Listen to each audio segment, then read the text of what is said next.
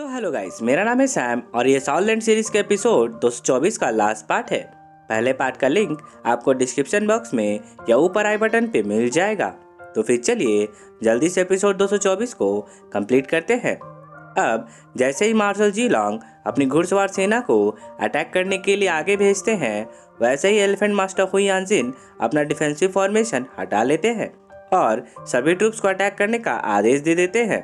आदेश मिलते ही घुड़सवार सेना और विंडसॉर्ड ट्राइब तेज गति से आगे बढ़ने लगते हैं।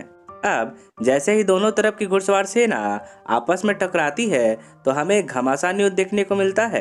पर सही मायने में देखा जाए तो विंडसॉर्ड क्लैन और एलिफेंट आर्मर क्लैन इस मौके का पूरा फायदा उठाते हैं। एलिफेंट आर्मर क्लैन तियानदाव आर्मी के घुड़सवारों को रौंदते हुए आगे बढ़ने लगता है और विंडसॉर्ड क्लैन अपने विंड नाइफ फ्रोस्ट रॉड को लगातार तियानदाव एम्पायर के घुड़सवार सेना पर लॉन्च करते जाता है, जिससे तियानदाव के घुड़सवार सैनिक घायल होकर गिरने लगते हैं। इसके बाद एक घुड़सवार टीम एक डायमंड मैमथ को रोकने के लिए आगे बढ़ता है, पर जैसे ही वे उस डायमंड मैमथ के डिफेंसिव फोर्स से टकराते हैं, वैसे ही पूरी टीम एक झटके में घायल होकर गिर पड़ती है। अब विंडसॉर्ड क्लैन अपने wind and thunder sword formation बनाकर तियानदाव एम्पायर के हजारों घुड़सवार सैनिकों पर तलवार बरसाने लगते हैं, जिससे तियानदाव आर्मी के चारों तरफ तबाही मचने लगती है। ये देखते ही ग्रैंड मास्टर कहते हैं कि हमारी आर्मी के अटैक को एलिफेंट आर्मर क्लैन के डिफेंसिव बैरियर ब्लॉक करते जा रहे हैं और एनिमी टीम के घुड़सवार सेना और विंडसॉर्ड क्लैन लगातार बड़े अटैक करने का मौका ढूंढ रहे हैं। उनकी डिफेंस और अटैक करने की स्ट्रेटेजी बहुत ही सटीक तरीके से तैयार की गई है। ग्रैंड मास्टर की बात सुनकर और अपनी आर्मी की पिटती हुई हालत देखकर मार्शल जीलोंग कहते हैं कि हमारी फ्रंट लाइन की सेना हारती हुई नजर आ रही है। ये सिचुएशन हमारे लिए अच्छा नहीं है। अब उन दोनों को चिंता करता देखकर टैंगसेंग उनके पास आता है और फिर ग्रैंड मास्टर और मार्शल जीलोंग से कहता है, मैं एनिमी टीम के ऊपर अटैक करना चाहता हूँ ताकि उनके डिफेंसिव बैरियर को तोड़ सकूं। ये सुनते ही मार्शल जीलोंग कहते हैं, किंग लान हाओ, एनिमी टीम का डिफेंसिव बैरियर पूरी एलिफेंट आर्मर क्लैन के द्वारा बनाया गया है। क्या आप सच में ऐसा करना चाहते हैं? अब इसका रिप्लाई देते हुए टैंगसेंग कहता है, आप चिंता मत करिए, मेरे पास एक प्लान है। ऐसा कहकर टैंगसेंग अपने टैंक्स आर्मी और टैंक्स क्लैन के डिसाइपल्स को आदेश सुनाते हुए कहता है कि जब वो उनके पास ऑर्डर देने के लिए अवेलेबल ना हो, तब उन सबको ग्रैंड मास्टर के दिए हुए आदेश का ही पालन करना है। क्लैन चीफ का आदेश सुनते ही टैंक्स आर्मी और टैंक्स क्लैन के डिसाइपल इस बात को मान लेते हैं। इसके बाद तुरंत ही दाइमुबाई बाकी श्रेक्स के साथ आगे आते हुए कहता है, टैंगसेन, भूलो मत, हम सातों श्रेक्स एक ही है। अब जैसे ही टैंगसेन उन्हें कुछ कहने जा रहा होता है, तभी मेडिसिन क्लैन के चीफ यांगवू दी भी वहां पहुंच जाते हैं और टैंगसेन से कहते हैं, चीफ, मैं भी एनिमी से भिड़ने के लिए आपके साथ चल रहा हूँ। इतना कहते ही वहाँ पे दुगु बो भी पहुँच जाते हैं और टैंगसेन से कहते हैं, लिटिल फ्रिक, तुम तो जानते ही हो, जब बात ग्रुप अटैक की हो तो मुझसे बेहतर दूसरा कोई नहीं है। उन सबको साथ आता देखकर टैंगसेन खुश हो जाता है और फिर ग्रैंड मास्टर भी इसकी इजाजत दे देते हैं। अब टैंगसेन अपना सीक्रेट ट्राइडेंट बाहर निकालता है और एनिमी टीम पर अटैक करने के लिए कूद पड़ता है। बाकी श्रेक्स भी फ्लाइंग मशरूम सॉसेज खाकर टैंगसेन के पीछे निकल पड़ते हैं। इसके बाद जैसे ही पूरी श्रेक 7 डेविल्स की टीम हवा में उड़ते हुए नजर आती है, तो बीबी दोंग अपने शाही कुर्सी से उठते हुए कहती है, टैंगसेन, आखिर तुम आ ही गए। बीबी दोंग कितना कहते ही मार्शल सोल एम्पायर की ओर से मैड बियर मास्टर और घोस्ट लेपर्ड मास्टर बिजली की तेजी से बीबी दोंग के पास पहुंच जाते हैं। इसके बाद मैड बियर मास्टर एम्प्रेस बीबी दोंग को बताते हैं कि वे दोनों हेड फ्लेमन कियान दौलियो के आदेश पर यहाँ उनका साथ देने आए हैं। ये सुनकर बीबी दोंग सोचने लगती है कि एल्डर डेविल बियर मास्टर और एल्डर घोस्ट पैंथर मास्टर को कियान दौलियो बहुत ज्यादा वैल्यू देते हैं। ये दोनों ग्रैंड सोलेन मास्टर भी जल्द ही फ्लेमन के पद पर पहुंचने वाले हैं, तो फिर कियान दौलियो इन्हें यहाँ भेजने के लिए कैसे तैयार हो गए? पर जो भी हो, वे यहाँ पर बिल्कुल सही वक्त पर पहुंचे हैं। इतना सोचकर बीबी दोंग सभी से कहती है कि जैसे ही हम टैंगसेंग नाम के खतरे को खत्म कर देंगे, तो तियानदाव एम्पायर की ओर से कोई हमारा कुछ नहीं बिगाड़ पाएगा। ऐसा कहकर बीबी दोंग अपना 6 पर्पल विंग्स को रिलीज कर देती है और हवा में उड़ान भरते हुए सभी एल्डर से कहती है कि वे सभी आर्मी को सपोर्ट करने के लिए और एनिमी टीम के पावरफुल सोल मास्टर से भिड़ने के लिए उनके साथ चले।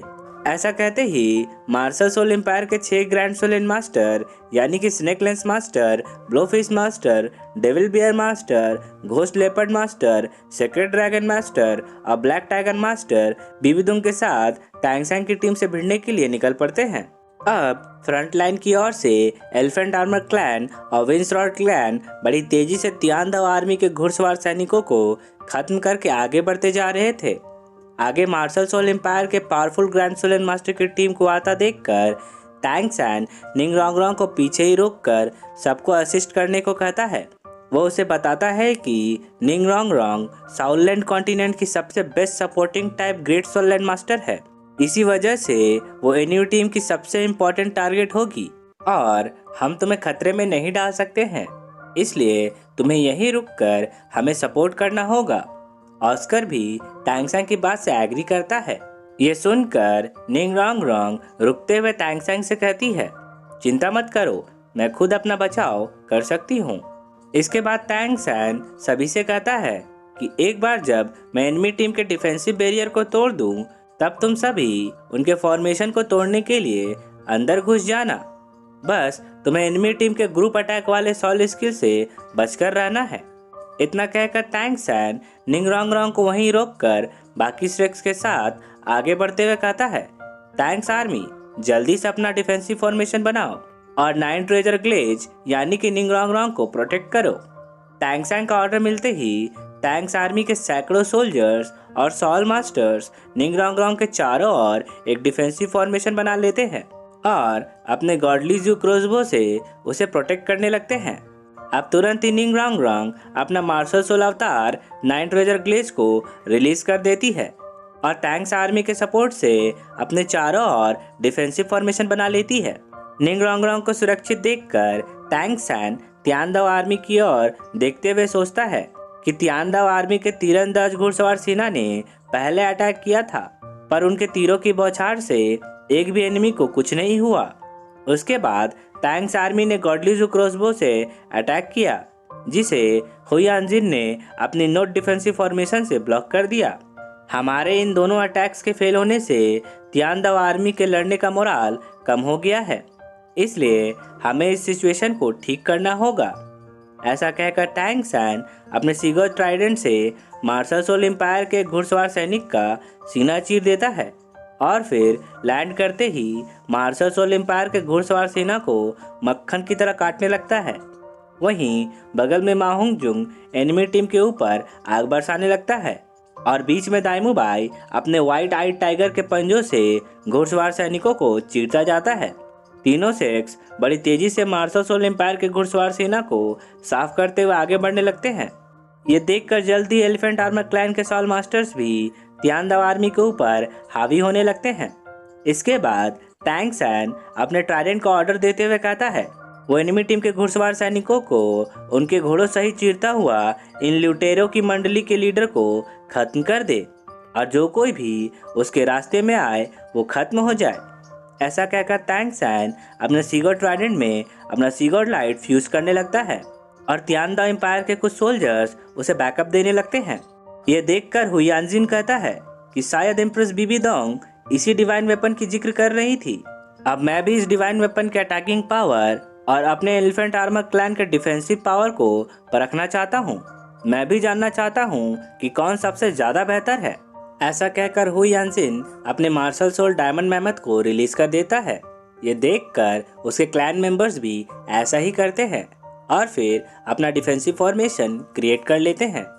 अब टैंग सैन अपने ट्राइडेंट को लॉन्च करते हुए कहता है कि ये अटैक अपने टारगेट को बस एक ही स्ट्राइक में खत्म कर देगा।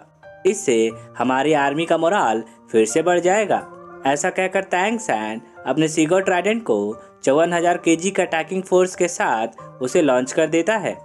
लॉन्च होते ही सीगोथ ट्राइडेंट अपने रास्ते में आने वाली हर चीज को बर्बाद कर देता है।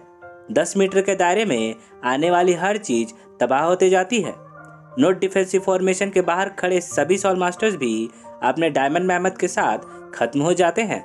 अब जैसे ही सीगॉट ट्राइडेंट नॉट डिफेंसिव फॉर्मेशन को तोड़कर अंदर घुस जाता है और तबाही मचाते हुए हुई यांजिन की तरफ आगे बढ़ने लगता है, तो यह देखकर हुई यांजिन को अपनी आंखों पर भरोसा ही नहीं होता है।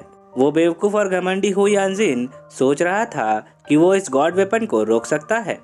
पीछे से आ रही बीबी दोंग भी उसे चीखते हुए दूर हटने को कहती है, पर मोटी बुद्धि वाला हुई यांजिन उसकी बात पर ध्यान नहीं देता है और तेजी से आ रही सीगॉट ट्राइडेंट को रोकने के लिए अपने 8 सॉलिड स्किल अनलिमिटेड डायमंड्स को रिलीज कर देता है और फिर अपनी पूरी डिफेंसिव पावर और मेंटल पावर के साथ सीगॉट ट्राइडेंट को रोकने के लिए खड़ा हो जाता है। पर सीगॉट ट्राइडेंट एक ही झटके में सब कुछ तोड़ते हुए हुई यांजिन का माथा चीर देता है। अब हुई यांजिन का डेड बॉडी धम से नीचे गिर जाता है और उसका डायमंड मैमथ कई और मैमथ्स को लेते देते मर जाता है। ये देखकर दूर खड़े मार्शल जीलोंग भी घबरा जाते हैं और ग्रैंड मास्टर से कहते हैं कि टैंग सैंग ने बिना सॉलिड स्किल को यूज किए हुई यांजिन को सिर्फ एक ही स्ट्राइक में मार डाला। अब आखिरकार मैं समझ चुका हूँ कि इतना पावरफुल पर्सन ही हमारे एम्परर शुबेंग के टीचर बन सकते हैं। ग्रैंड मास्टर, हमारे एनिमी का डिफेंसिव फॉर्मेशन टूट चुका है, क्या अब हम अपनी सेना को आगे भेजें? ये सुनकर ग्रैंड मास्टर कहते हैं, मार्शल जल्दबाजी मत करिए, अभी सही समय नहीं आया है। मेरे ख्याल से टैंग सैंग सिर्फ एलिफेंट आर्मर क्लैन को हराकर नहीं रुकने वाला है, उसका अगला शिकार विंसरॉड क्लैन होने वाला है। उन दोनों क्लैंस में बहुत सारे सोल सेंस और ग्रेट सॉललैंड मास्टर्स है।